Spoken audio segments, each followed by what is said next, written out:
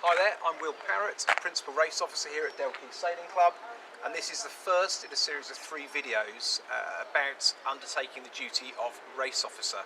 The first video, this one, will be about getting set up in the race office, getting set up with all the equipment you need.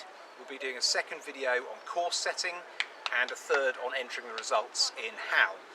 I'll be joined in this series by Mark Harper, who's a long-time sailor on Chichester Harbour and very experienced in the position of race officer. So a few things to check prior to coming down to the club. In advance of your duty, you should be familiar with the sailing instructions, the notice of race and the race officer instructions.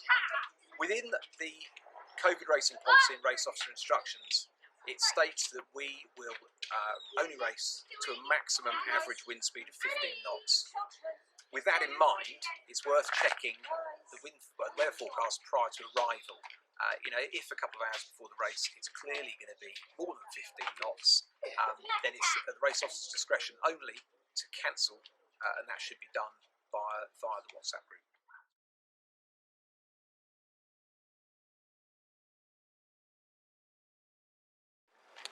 Once you've checked your wind conditions are suitable, you want to be going up to the race box. So that's the next area we'll move to. It's key code entry, and that code can be found on Medusa.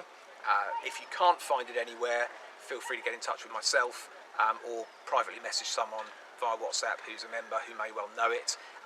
But either way, it's a single code for entry to the race box and also to the workshop, which you'll need a bit later on. So the door to the race box is key code entry, as mentioned a few minutes earlier. First thing once you're in is to give yourself a shot of hand sanitizer.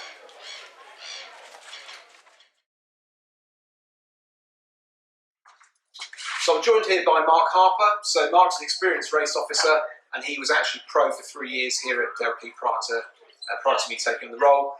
Mark's going to give you an overview of what you do on arrival in terms of setup and what you need to get ready in order to get the race right.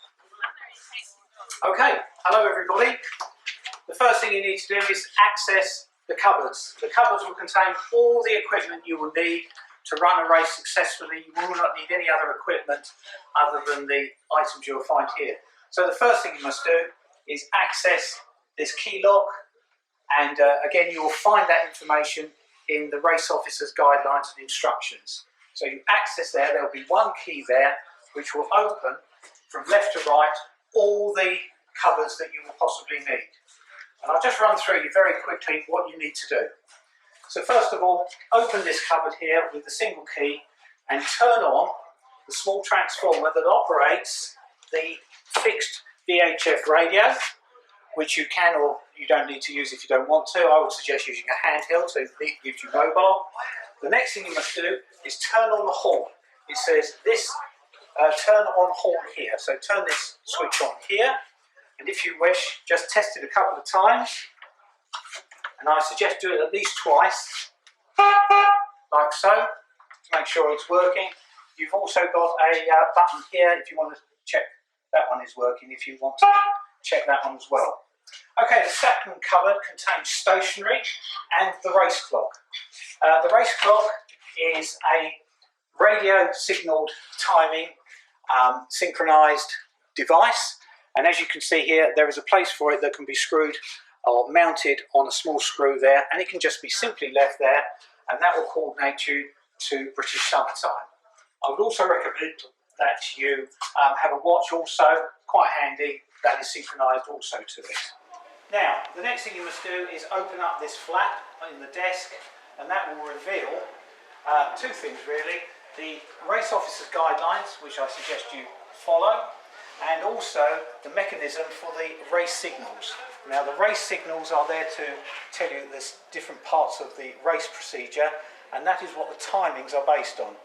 And as you can see here, rather than using flags, we've got a series of boards which will show you, for example, the Firefly class signal, the solo, the handicap, the general recall one, so you don't need to worry about if everybody's over the line, what do I do?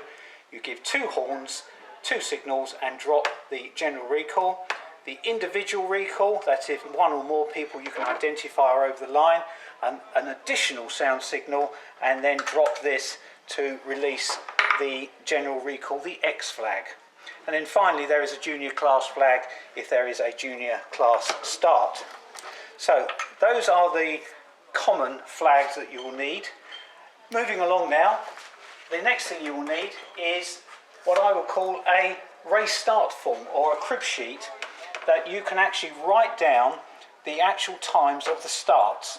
And it gives you here -5, -4, -1 and then start. So it's a 5, 4, 1 go start.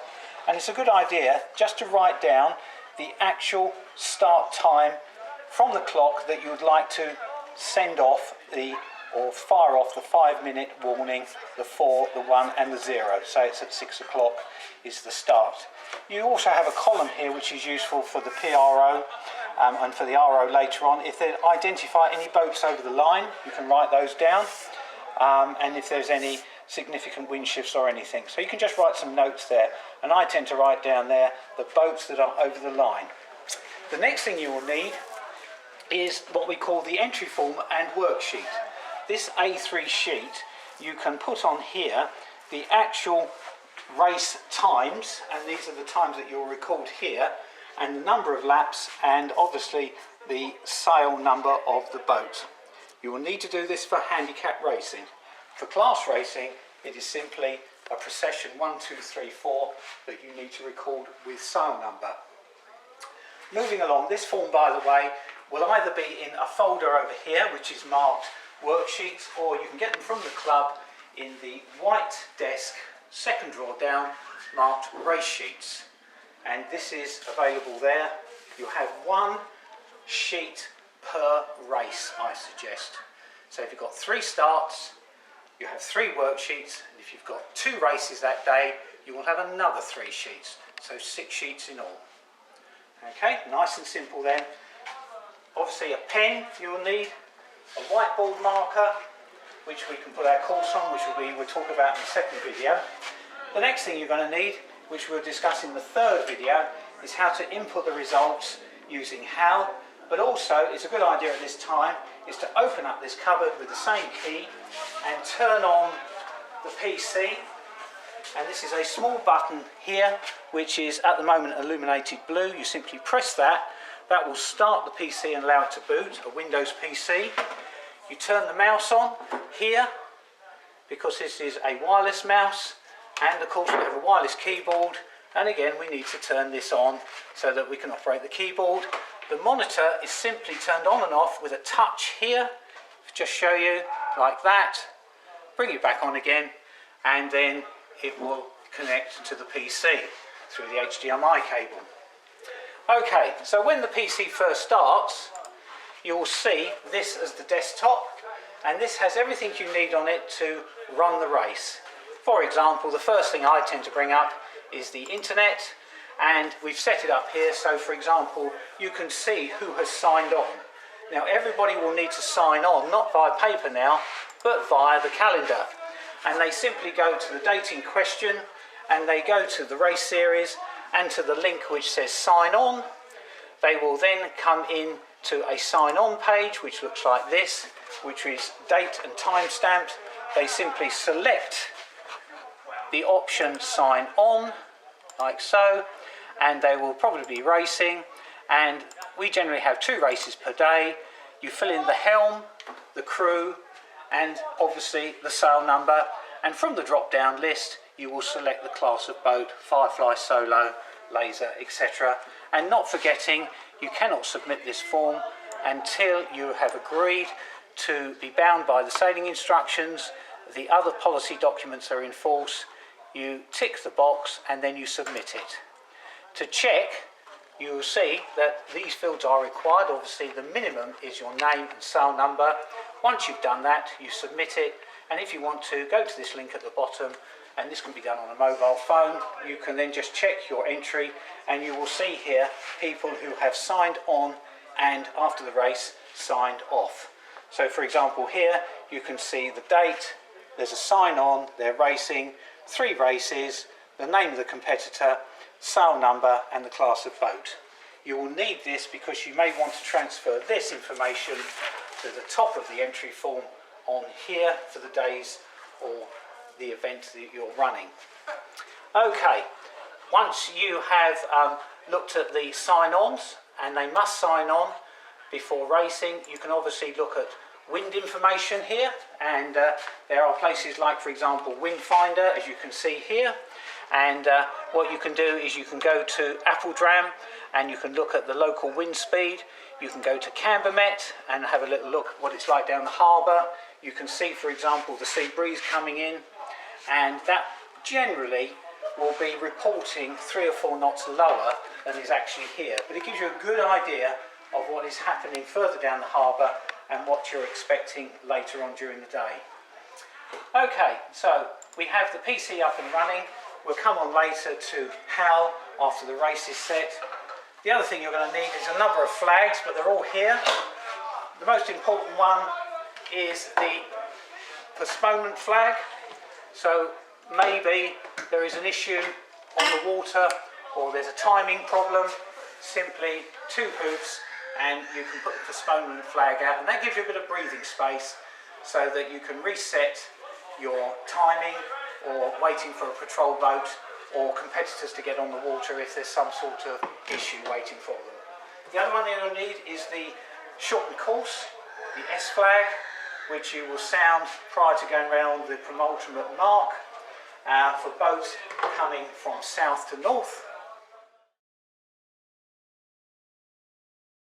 Okay, let's just talk about the club line start. Okay, the club line start, you can have 2 options for this. We have a fixed bar here, which is marked in orange, and there is an extension piece that runs on the face of the building.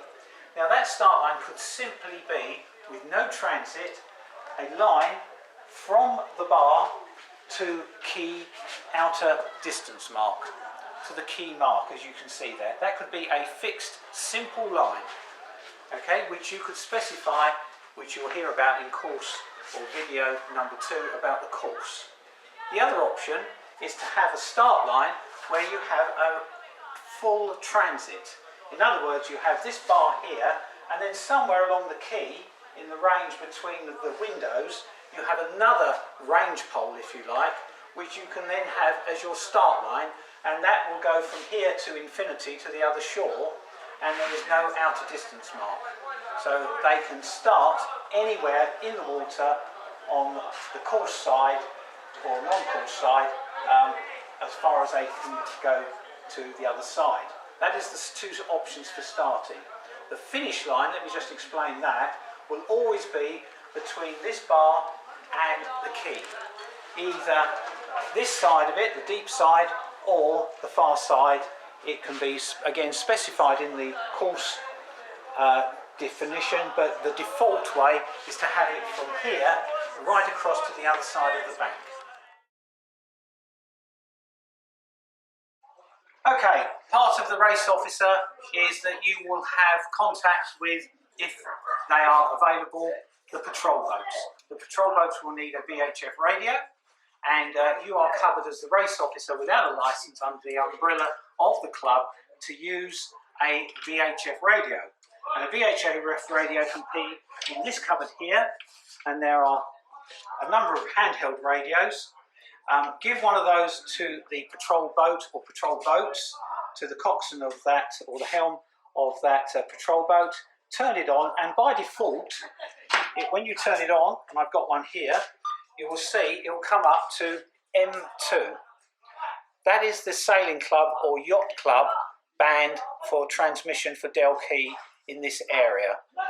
Okay, if it's not on that, simply use the up and down arrow keys as seen here to change the channel. So there's another marine band for yacht clubs, M1, but Delkey is on M2. For example, CYC is on M1 and Delkey on M2. The other thing to just to emphasise is that there is generally on these radios a high or low power. You will only need to be on low power, and that is simply pressing this button here to move it across to low power, and that will have a good range from here to Fishbourne to Marina to within your sailing area. Please remember that when using these radios that everybody probably in the harbour can listen and hear in onto your communications, so please follow radio etiquette. Do a radio test at short distance here with your patrol boat before they launch, and I suggest use a handheld rather than the fixed one, because this allows you to move about within the periphery of the hut and the quay, so you can monitor the race situation and, if necessary, guide a patrol boat to an incident that you've spotted. We share the quay with the angling club. Sometimes they give us notice that they've got an event on, and it is prudent then to just postpone or delay the event so that they know when we are starting. And also we could use an inner distance mark which we could deploy, so that, for example, off the quay, that no boats go really close into the quay, and have an inner distance mark and an outer distance mark as part of your start line. Something to think about. The other one to think about is other clubs. There are CYC. Sometimes if you're using a long distance race or an open meeting, please make sure you contact CYC, because we do share marks with them in the lake area. And finally, if you need to, look at the Harbour Conservancy. Every Friday evening they issue a notice to all marinas about activities within the harbour. If you're doing a long distance race, which we do at Delkey, it's good to see what other clubs are doing in the main channel, both from Itchener right up to Hayling Island, if you're doing a long distance race. And finally, on the radio, if you switch to channel VHF 14, that is the harbour office. If you need to report anything or get information from them, they're very helpful. That's channel 14. Okay, remember this is Delkey base. So Mark mentioned two options for start lines. One is simply to use the transit on the window and the transit on the building in line with quay. That's a simple start line. If the wind isn't perpendicular to the start line, which chances are it won't be, at your discretion you can also use a mobile transit. It's stored in the workshop, which I'll show you in a minute, and it's a case of bringing that outside, putting it here, and then trying to set your line perpendicular to the wind. The line will comprise the transit on the end of the quay with this and the line on the window. So we're here outside the workshop. This is where the mobile transit's kept, which I mentioned a few minutes ago. I'll just show you where it is. So over here we have the base of the transit. It's a very simple framework.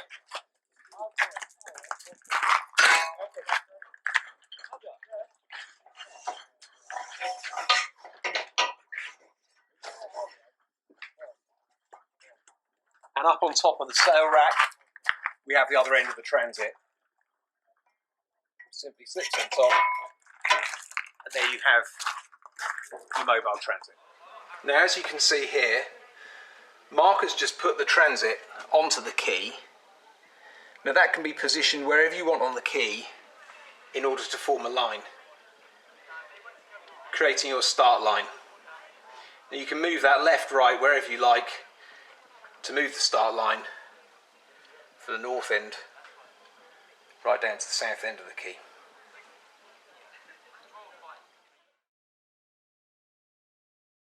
Okay, we're approximately an hour before the start of the race. There's a little bit more paperwork to do at this time in the procedure, and that is a risk assessment. And here it is very simple. You just declare that you have checked, and it's very simple, yes or no, basically. You have here the wind strength, which you can either read from Windfinder, from the Appledram weather station, or Cambermet, but please bear in mind that will be slightly stronger than it is up here. You'll have to satisfy yourself that that is suitable for racing, whether under COVID or under normal conditions, and you say yes to proceed. Are you satisfied that the visibility is good? Now, you notice here that we have full visibility from Fishbourne right down to Marina and a little further, so we can see all the race course except Bowling, which is just slightly around the corner. So you've got full 180 degrees. The other thing is, are you satisfied, if you are using a patrol boat, that the water is deep enough for it to operate and launch satisfactorily? And of course, we generally, about an hour and a half before racing, before high water, we will be racing. So about 40 minutes before the race, you will be getting the patrol boat radio checked on the water, and you're satisfied that they have enough to operate over the whole area where your race course is. And of course, there are sufficient numbers of patrol boats for your particular event, whether it's a club race or an open. There is no set RAA number of boats per patrol boat, but generally speaking, a ratio of about 1 to 10 to 20 is about the right ratio for a typical operating in this environment for Delkey. You simply sign that off, and then that can be put with the rest of the paperwork at the end of the race that you have signed the risk assessment, along with the paperwork to say about the start and obviously the worksheet.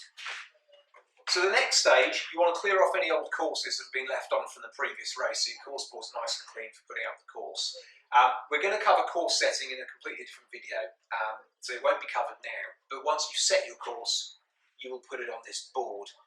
Now, one of the things we've changed for COVID racing is the online sign-on facility.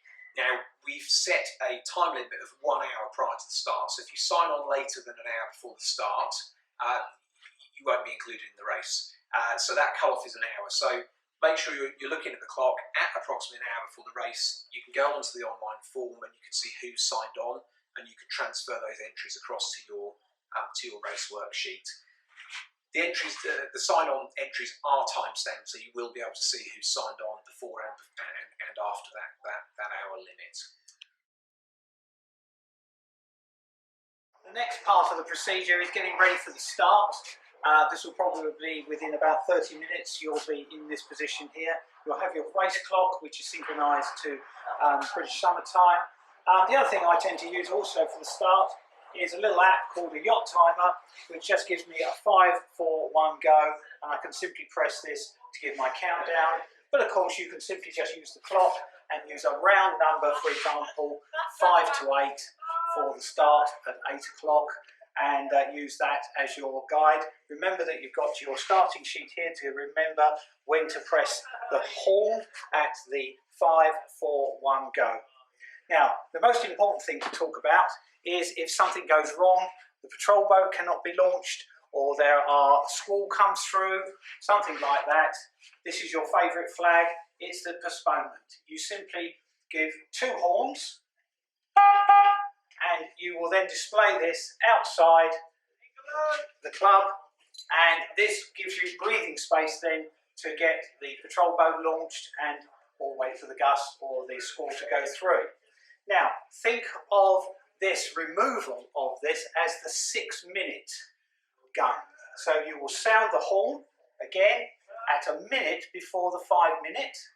So you press this, remove this flag, and then you wait 1 minute, and then after that 1 minute has expired, you will then press the signal horn for the 5 minute for the particular class. Right, to take you through the start sequence typically here at Delkey Club Racing. You can use a small yacht timer if you want to, and this one here is for the iPhone iOS operating system. It's also available on Google Play, and it's called Yacht Timer. It's free, and it simply is a countdown 5, 4, 1 go, and that's all it does with a audio beep. Of course, you can use the clock, which I suggest you do as well, and synchronise yourself with that. For an 8 o'clock start, you would, for example, start the sequence at 5 to 8. So we have 5 to 8 coming up. We simply press the horn and we will start our sequence. We take our first class flag, in this case the Firefly, and take it to the mid position, which is the 5 minute. So we're now in the 5 minute sequence, and then as time goes by, we then come to the 4. When the 4 is ready, we then obviously press the horn, and then we drop the flag, and we do it a lot quicker than this, to the 4 minute position, which is the P flag, which is actually the start of when the racing rules start. So between that and the start is where racing and the racing rules start. So as time goes by, then of course we have the 1 minute coming up, and then 1 minute to that we have to remove the proprietary signal and move it with a horn again to the 1 minute. So there's 1 minute to go before the start. People will start lining up, hopefully, to go and do our course to Fishbourne. And then just before the start, like we hear, we will then do the start, and for a normal start it will be one horn, and if everybody's clear they will then continue. If there is anybody identified over the line and you can identify them, one or more boats, give a second horn and move the recall individual, the X flag, to the mid position there, and that will show them a white background with a blue cross for the individual recall, and then it's up to that boat to come back if they suspect they're over the line. After a minute you can then remove that general recall. If you cannot identify those boats over the line, you simply do 2 horns for general recall and expose the general recall signal, and then of course all boats will then restart. And then again what you do is you then at your convenience remove that general recall 1 minute before the 5 minute. So it's like a 6-minute signal. Okay, as the race concludes you will monitor the boats, see where they are in position and the classes, shorten if necessary or continue it to the end, in this case for 3 laps. Every lap as they come through the start finish line I will record for handicap racing their time from the clock. So we just simply, what we see here, we record in the column round 1, round 2, round 3. Obviously the last round is the finish round. For the class racing, all you simply need to do is put the order of the sail number, for example, for the solos and the fireflies, 1, 2, 3, 4, and the finishing order of their sail numbers.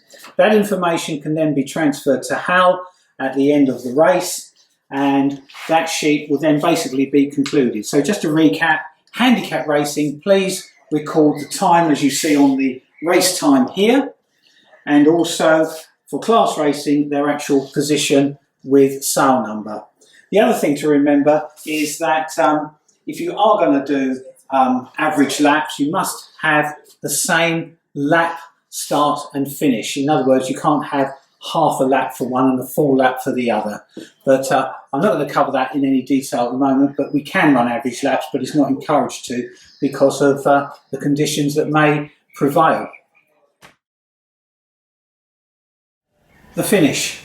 As they come over the start line, either south to north or north to south, you'll record their position and or time.